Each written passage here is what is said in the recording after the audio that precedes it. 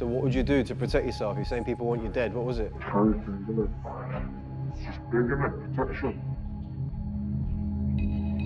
I'm Jermaine Genus, ex-footballer and pundit, and I'm going to explore the rise in knife crime that's devastating lives across our nation. Tributes have been paid to a 15-year-old boy who was stabbed to death outside. A 17-year-old died from a stab wound to the heart. A knife or blade was used in a crime every 16 minutes. 2 teenagers have been seriously injured in a suspected stabbing in Nottingham last night. Although knife crime is a problem across the UK, there's been a spike in Nottingham, where I was born and bred. We're seeing more severe stab wounds. I know people that have been stabbed meters away from my house, and our community doesn't really exist. I care about my city, so I've come back to find out why there's been a rise in knife crime here. This is how it all ends up. Somebody losing a son, a friend. It creates hate. I want to see what can be done to stop the violence and the killing.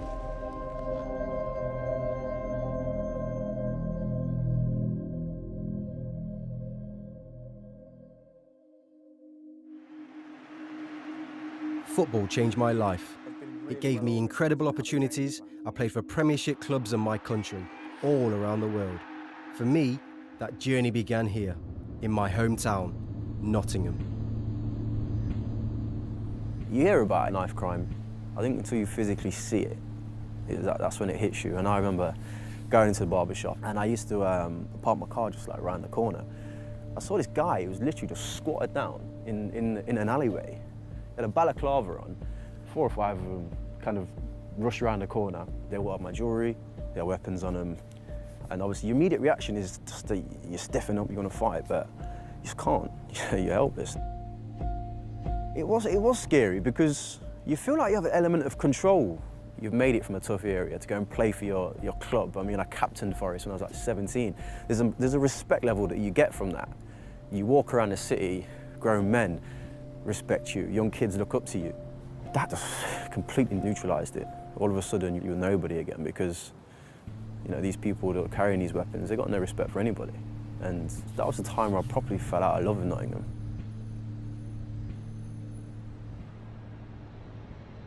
I grew up in Clifton, which is way down there somewhere in the distance, but robbery was the thing. You know, but that robbery has now turned into murders. And I didn't come from the privileged position that I'm in now. It was me and my mum, and you know, there was times where bailiffs come knocking on the door, but I was fortunate to have good friends, good family.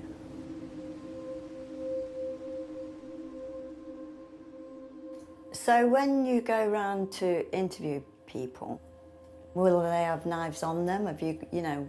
Probably. I want to see what these guys are just like. Do they just roll around and just be like, yeah, I got a knife? Do I need to be worried about this? I'm hoping, to be fair, that there's, you know, a level of respect for somebody like myself, being from Nottingham, who's, you know, prepared to take an interest in what they're doing. Because I personally think it only ends in, you know, a couple of ways, and none are good. Yeah, that's Jail true. or death. Yeah.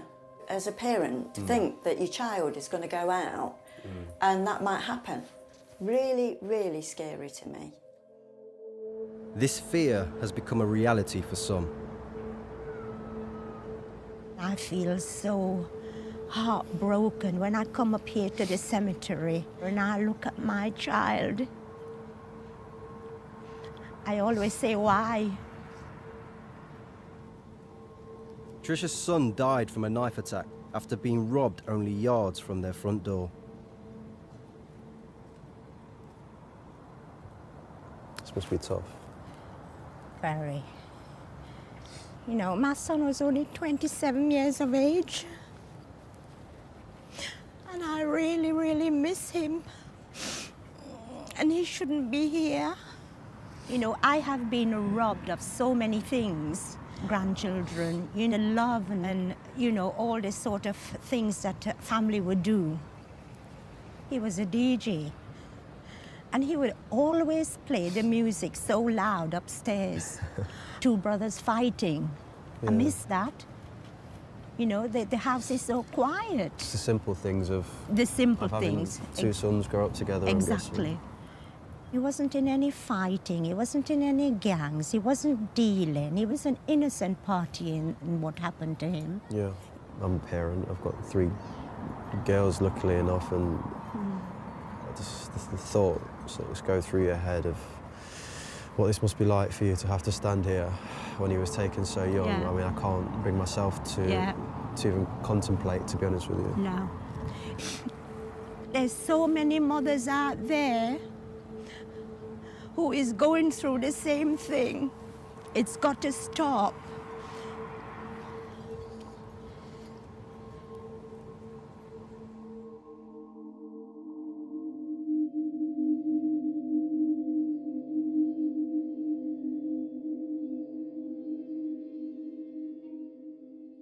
I smoked weed as a young gun, now my mind ceased to function proper. I walk with my hand on a chopper, thinking I could easily stick my knife in your windpipe. Can you give me a reason as why there's been such a rise in knife crime in Nottingham? I dug out a stat that showed that 1 in every 25 crimes across Nottingham involved a knife. And I think what that shows is that there's almost this culture of carrying a knife across the city. Ben is a former Nottingham crime journalist who has reported on knife attacks across the city. Every time we made that call to the police, they'd say, it's a knife crime incident. It's a stabbing, it's a slashing, it's a threatening with a knife. You speak to communities and you realise how scared people are in their own homes that this is happening on their streets. This used to be BZR, it's now been shut down.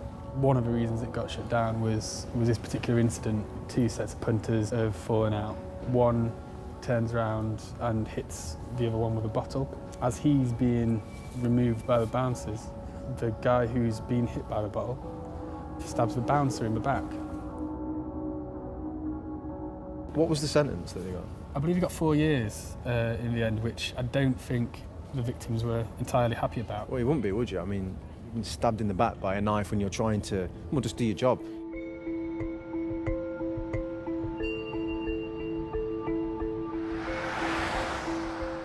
So we're right in the centre of town. Saturday night, this place would be absolutely heaving with people. Just I used to be one of them, yeah. So I know exactly what you're on about. Yeah. Unfortunately, this is also the scene where Joshua Bradley, who was 19, lost his life when a dispute got out of hand and guy ends up with a fatal stab wound. The police records say that the man who stabbed him, he was actually bragging about holding a knife. Often it's petty disputes that lead to bigger issues, so they escalate. And we've got to be fair, it's young lads, anything from 14, even younger, through to about 25, who are involved in 99% of these incidents.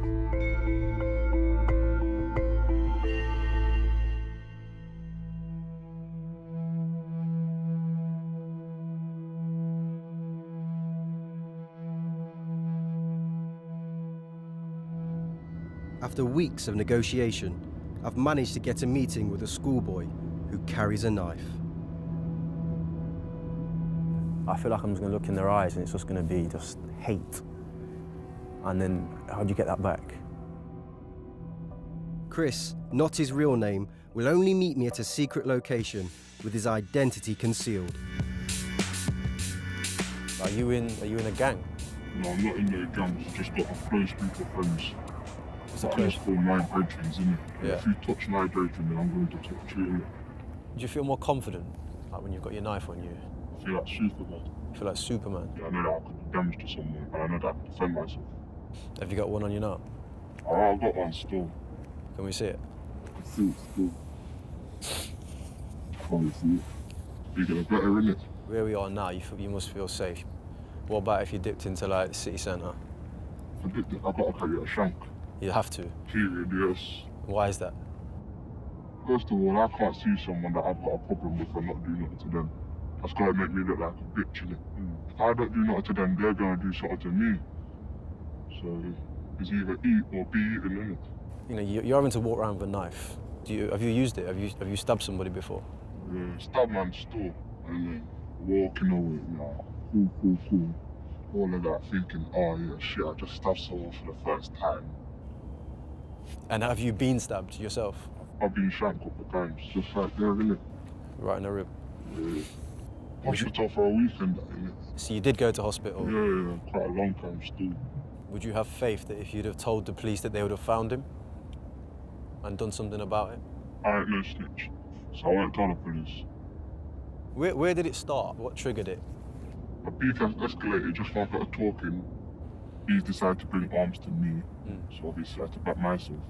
So, not going to stop. And then if I put him in hospital, then it's going to carry on. He's going to want to put me back in hospital, isn't he? So from that moment, you decided, that's it, I'm carrying.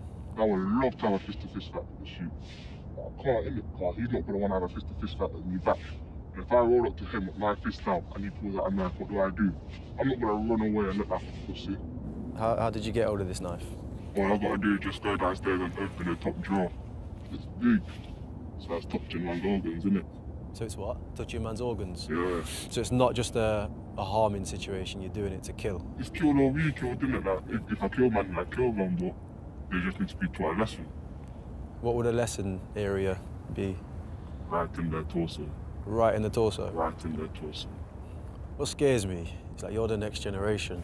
You're saying words like, this is it, you know, it's kill or be killed, basically. It's just, this is the end type thing. And at your age, you shouldn't be thinking like that. If I die today, next year, the only person that's going to remember me is my mum. I can tell you that now.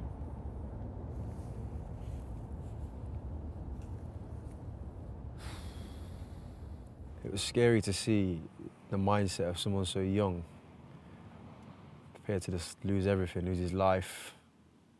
There was nothing that was going to stop him, and all this started from an argument. I mean, we all had arguments at school, everyone had arguments at school, but didn't get stabbed because of it. After hearing about Chris's deadly feud with his rival, I wanted to find out about the damage that was being done with knives.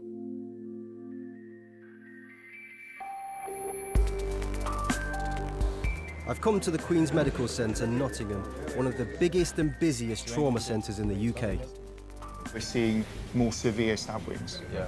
Attempted maiming, so trying to divide a nerve so the leg doesn't work, or even an abdominal stab wound, which we may end up having to bring the bowel out onto the surface into a bag, into a stoma. That's life-changing for people. Yeah. We've had a few where we've still had the knife in situ, and we have to work around that. We can't pull that knife out down here. Is it actually squashing a blood vessel so it's not bleeding? If we pull it out here, will it suddenly start to bleed an awful lot? I was talking to a young fella called Chris, carries a knife, openly uses it. And one of the things he said to me was, he doesn't always stab to kill. And I was like, well, what are you aiming for when you say you don't stab to kill? And the first thing he said was the torso. If you stab someone in the torso, you have a significant chance of severe damage to somebody, either killing them, if you stab anywhere near the heart, permanently maiming them, requiring them to have major surgery, or dividing a big blood vessel. So this is a CT scan, and this is a kid, a teenager, came in not very long ago. Can you see this? That line? Yeah. That's the track of the knife. This is one of the big blood vessels. This blood vessel carries 1.5 litres of blood a minute. End of the knife's here. That's where the knife went. And it hit that vessel? Hit that vessel. What you can't see is it went through that vessel and went into the other vessel that sits behind it. That carries 4 or 5 litres of blood a minute. That's the result of stabbing a torso. What's the youngest you've had to deal with? Teenagers, the 13, 14-year-olds, who are unfortunately involved in stuff that you just wish that they weren't anywhere near at that age. We still think we're bomb-proof and bulletproof when we're young. Psychologically, it affects some people big time, but other people will just say, oh, fine, look at me, I got stabbed and I got on with it, and I'm going back out there. Hence, the repeat people who've been stabbed more than once. Most of the people who are coming in with stab wounds are either drug-related or gang-related. And we do have, quite often support with police around if there is a real or imminent threat.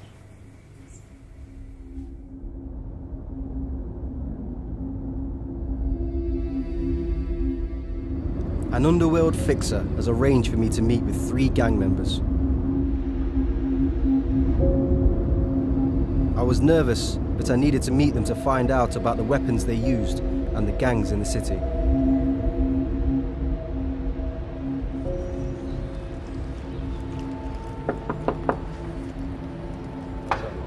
first thing I asked was about the gang feuds across Nottingham. There is definitely strong rivalries around the city from certain areas to areas. You've got Radford, Meadows, St Anne's and a couple of other areas that have got reputations of being rough areas. How old was you when you first started carrying knives? 40. Yeah, 14, 15. Me, self, as an individual carrying a knife has come from my fear of what someone might do to me, so do something to them first. All you have to get is a hint of danger, and I'll attack straight away. I won't be no waiting about to see if this person's going to attack me first. You know what I'm saying? You start to survive. There's people that want your dad. You know, it's life. So what would you do to protect yourself? You're saying people want you dead. What was it? Everything, you know. It's just big, innit? Protection. So I mean, this is for you, literally, like, you class it as your protection. You pulled it out, people getting scared, obviously. You must have been in situations where you've had to use it. Yeah, just walking around the van, just carrying my drugs, trying my money, doing my thing. They jumped out the car and there's 5 of them, I can't do nothing. They filmed me and then obviously took my shit. Obviously, I've seen one of them, like, 3 or 4 days later and I just stabbed him, innit? Just on the gun, like. And you feel that's give you more respect now where you're from? Yeah, walk around the block, I've seen a couple of people, but nobody wants to chat to me. It's respect, because they don't want to talk to me about it, because I'm a madman, you get me? I'll chop them on head off fast and don't watch them, you get me? It's life, innit? It's life. I'm not trying to die on these roads, you know. Do you feel like somebody's literally wants to... 24/7 for them. Yeah, please.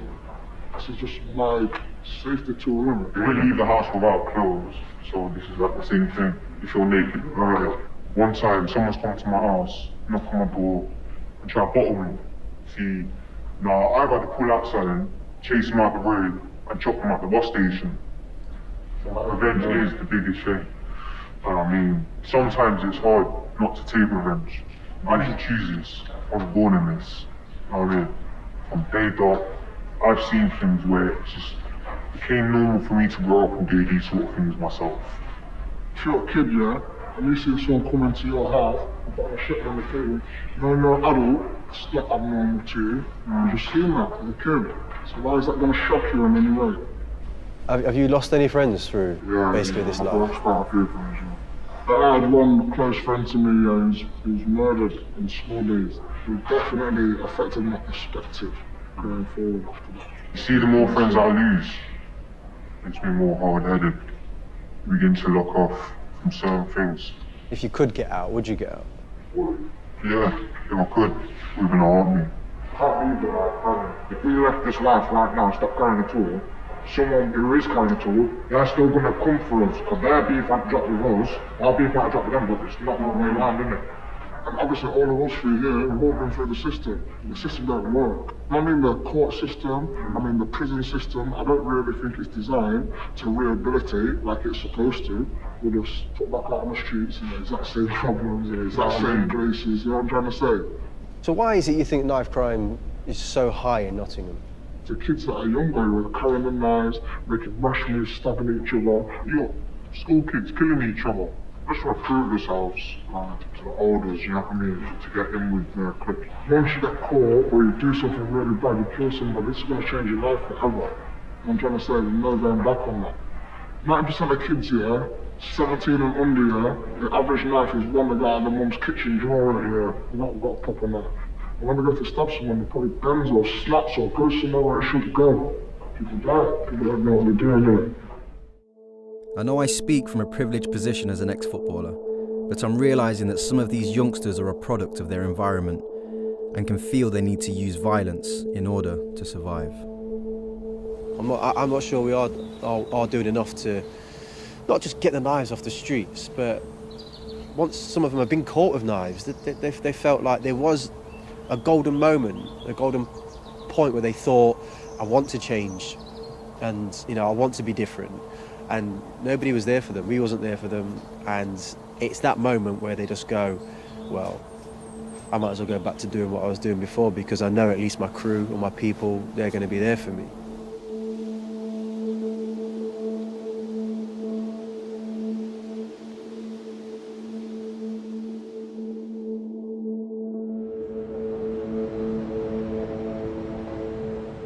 I wanted to see what help was available to stop kids from carrying knives. Today we're going to talk a little bit about knife crimes. I just want to talk to you about... Baz is a former gang member who managed to get out. For him, the solution isn't prison. It's educating the young before the problem starts. If like you get into a fight with knives, it only takes one hit to your life is gone.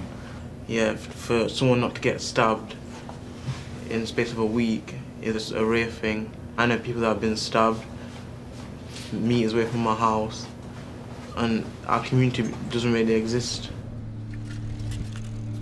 After the school session, Baz told me how his boxing career was cut short in his youth, following a knife attack. I'm coming out of a club. Man just like kind of surrounded me. I pulled this cleaver out. I want your watch, I want this, that and the other. And it was my dad's watch, you know what I mean? And my dad had just passed away from a stroke. So I went, nah, you're not having it. So he just went like that with a cleaver. It was coming from my head. And I put my hands up like this and it just went straight through that hand, man. And then he went again. I went there, went straight through my hand there, do you know what I mean? I'm looking at my hands and my hands are like hanging off, man. You know what I mean? There's blood gushing out. I thought I could box again, but you know, unfortunately, every time I was hitting a bag, my hands would just swell up again, you know what I mean? And I was in a dark place, man. I had people phoning me up and saying, yo, you need to deal with this. I've got to make an example of him and this, that and the other. And there's a lot of peer pressure going off there. And you know, for a young person to have to deal with all that is hard, man. And it's easy to make the wrong decision. What we've done is we've put satellite boxing clubs like this one across areas of deprivation in Nottingham, especially the rival areas that tend to have, you know, issues with each other. Meadows, St Anne's and Radford, you know what I mean? Then they can integrate the kids from all three clubs through competition. By the time they get to an age where they could have any kind of rivalry or altercation, they're friends.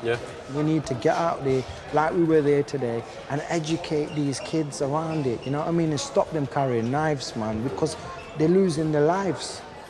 What do we do once these people have maybe served their time? They might have completely changed whilst they've been inside, or they might not have. The bottom line is when they do come back into society, what type of person have we got? And then what do we do with them? You've got people that might be in gangs who've got a criminal record coming out of prison, and they need to re-engage in society. We give them support, which helps them with CVs, volunteering, social skills, life skills. Will help them into employment, training and education.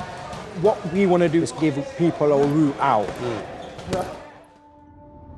Talking to Baz got me thinking about Chris, the schoolboy knife user.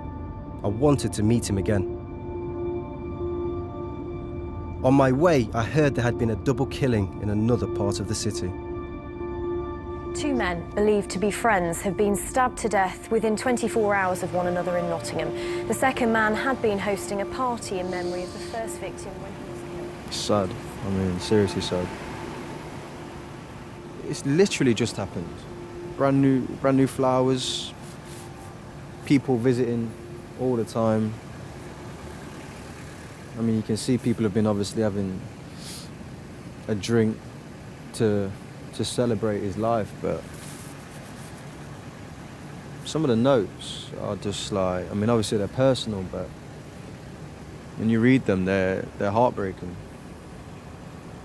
But this is the reality. This is real. You know, you can sit there and you can talk to as many people as you want. This is how it all ends up. It ends up with somebody losing a son, somebody losing a father, a friend, you know, family members, and you know, there's repercussions as well from things like this. It creates hate. When you read these, it's like, I can't believe it's happened, and we love you and we missed you. But you can imagine each and every one of these people are feeling hurt and they feel hatred to the person that's done it.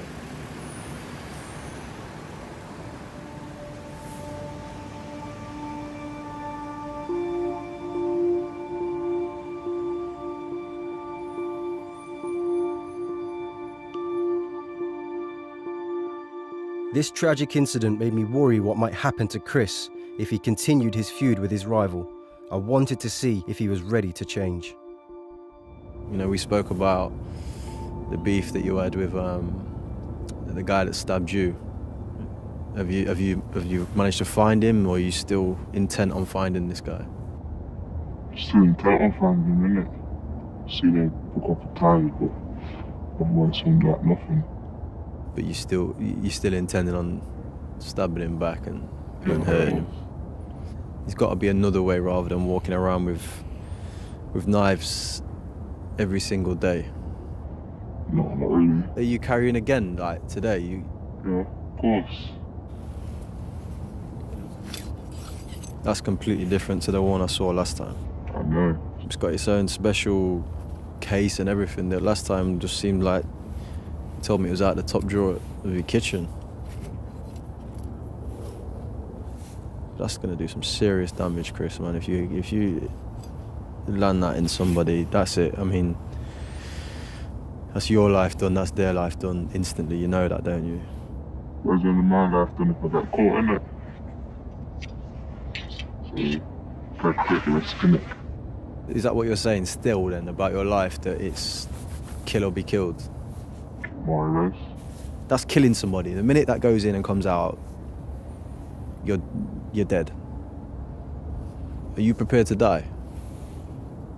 I'm prepared to die, but I just don't want to die. That's why I'm carrying a knife. But you're prepared to die, though. You know that. You've got to die one day, innit? So. I've been standing outside some railings today. Flowers everywhere, balloons, candles lit, people drinking, trying to celebrate someone's life. Right? To me, I think you've got the opportunity to make a decision before that happens. No, I get what you're saying, but just how it is.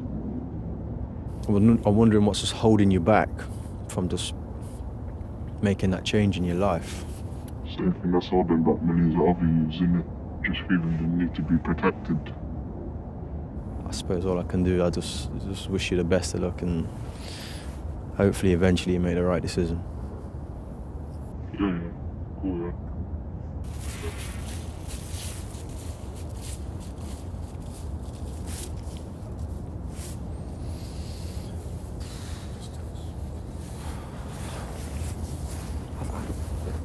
I can't help but think he's going to die. As simple as that. It's you know what I mean? You can't be walking around a street with a knife like that. And if it's not him, it's someone else.